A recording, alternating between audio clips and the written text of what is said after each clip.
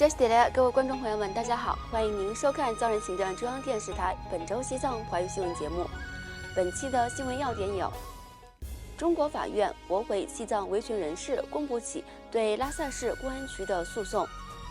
联合国会员国在联合国大会上就西藏的人权侵犯问题发表联合声明；司政边巴次仁在德里出席规划西藏未来为题的研讨会。司政边巴次仁和副议长卓玛次仁会见国际声援西藏运动代表团。第17届西藏人民议会代表团访问法国和瑞士。达兰萨拉西藏儿童村学校隆重庆祝成立64周年。驻台湾办事处秘书长出席2024年东亚民主论坛。下面请看详细内容。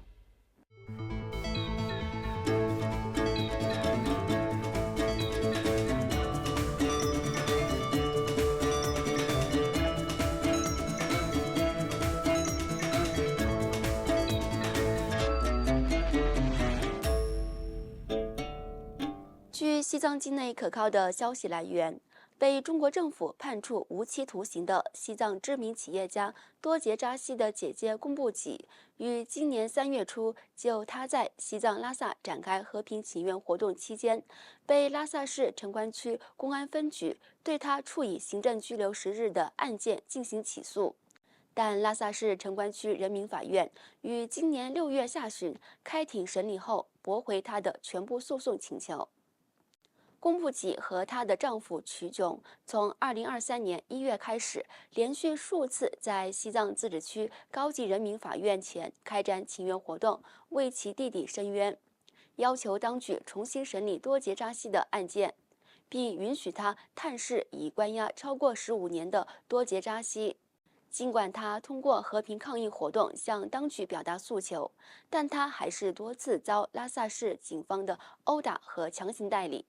对此，贡布齐为了维护自身合法权益，于今年初向拉萨市城关区人民法院起诉拉萨市公安局城关区分局，要求法院判决拉萨市城关区公安分局对他作出的行政拘留处罚行为违法，撤销对他的行政处罚决定书，并判令被告依据国家规定的标准赔偿原告在拘留10日期间的经济损失，以及被收缴的请愿横幅和相关私人物品。经过法院的审理，拉萨市城关区人民法院宣布贡布齐要求行政赔偿缺乏事实及法律依据，其违法行为不受法律保护，故被告无需承担行政赔偿责任，并依据中国的相关法律规定驳回了贡布齐的全部诉讼请求。此外，澳大利亚、加拿大、日本、英国和美国等15个联合国成员国于本周二10月22号，在第79届联合国大会第3委员会上，就西藏和东突厥斯丹的人权侵犯问题发表了联合声明。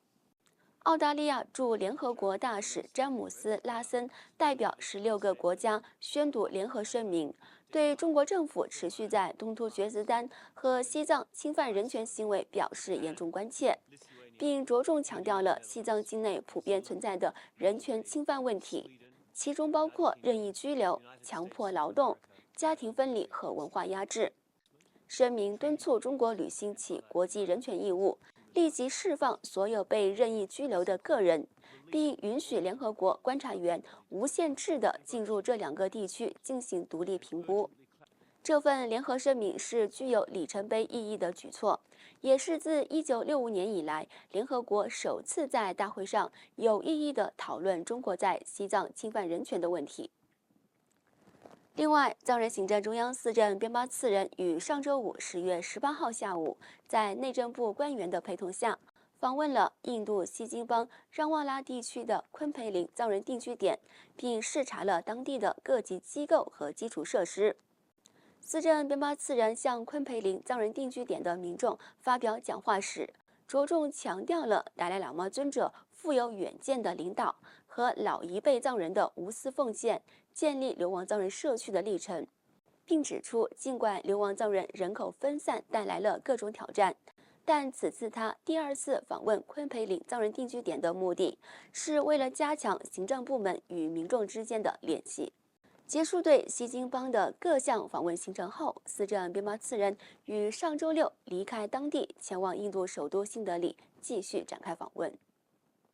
与此同时，司政边巴次仁于本周一10月21号在印度首都新德里出席了由非暴力替代基金会在德里国际会议中心举办的“规划西藏的未来”为主题的研讨会，并发表了演讲。司政边巴次仁、非暴力替代基金会创始理事奥姆普拉卡什丹登、印度下议院前议员、印度国会跨党派西藏论坛前召集人苏吉特·库马尔、阿肖克·库马尔梅塔少将等嘉宾相续在研讨会上发表演讲。司政边巴次仁在发表演讲时，着重谈到美国颁布的推动解决藏中争端法案的意义及其对西藏和流亡藏人社区未来的潜在影响。此外，他还谈到印度和西藏之间的深厚历史渊源、青藏高原的地缘政治和战略意义，以及西藏精神领袖第14世达赖喇嘛尊者在推动全球西藏自由运动以及保护西藏文化和身份认同方面的持久影响力。此外，总部位于美国华盛顿的国际深远西藏运动的主席丹丘嘉措率领14名成员组成的代表团，于本周一10月21号访问了印度北部达兰萨拉，并分别会见藏人行政中央司政边巴次仁和西藏人民议会副议长卓玛次仁。副议长卓玛次仁于本周一上午在议会秘书处迎接了来访的国际深远西藏运动代表团。在带领参观议会议事大厅的同时，详细介绍了西藏人民议会的构成、历史和日常工作运转情况。随后与来访代表团成员举行了会谈。副议长在会议上致辞时，赞赏来访代表团成员不畏挑战、致力于支持西藏自由事业的精神，并强调他们的到访向世界发出了一个强烈的信息，即藏中冲突未获解决之前，西藏的自由斗争将继续赢得全球的支持。本周四10月24号上午，来访的国际深远西藏运动代表团在嘎夏秘书处会见司政边巴次仁，双方就西藏相关的问题举行了长达1小时的会谈。另外，由第17届西藏人民议会7名议员组成的2个代表团，于上周开始对瑞士和法国展开了访问，期间拜会两国的议员、高级官员和支持西藏团体的代表，并就西藏相关的问题与各界举办了多次会谈。第一组代表团由议员格西阿统仁钦健参、罗桑嘉措和丹增曲珍组成。于10月19号开始在瑞士日内瓦展开访问。代表团相续会见了瑞士联邦议会议员和各级官员，包括瑞士国会上议院议员塞德里克·让纳雷和下议院议员尼古拉斯·瓦尔德。代表团在拜会期间向瑞士政要详细介绍了西藏境内的人权问题和紧张局势，并呼吁瑞士政府将西藏问题纳入瑞中经济论坛的议程中进行讨论。本周二10月22号，代表团在驻日内瓦代表赤列曲吉等官员的陪同下，在日内瓦会见了美国常驻联合国人权理事会大使米歇尔·泰勒，感谢他在联合国普遍定期审议期间对西藏的支持。与此同时，由西藏人民议会议员格西阿瓦嘎日、次仁央金、丹增吉扎和图登嘉措组成的第二组代表团，于上周日10月20号开始在法国首都巴黎展开访问行程。他们相续参观了巴黎的周末藏语学校，并参加了自由西藏学生运动组织的抗议巴黎集美博物馆的活动。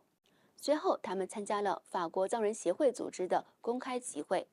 在驻布鲁塞尔代表仁增曲珍根康和驻巴黎联络官图登次仁的陪同下，西藏人民议会议员们会见了法国外交部人权事务副大使托马斯·皮亚纳和亚太事务部主任博努瓦·盖德在内的法国高级官员。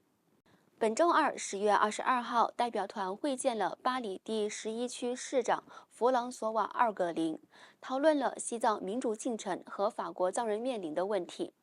此外，代表团还会见了国际特赦组织的代表和法国参议院支持西藏小组的成员，并就西藏的人权等问题进行了深入的讨论。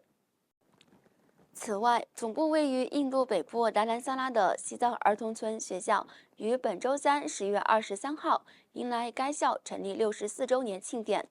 藏人行政中央前首席部长桑东仁波切等嘉宾出席庆典并致辞。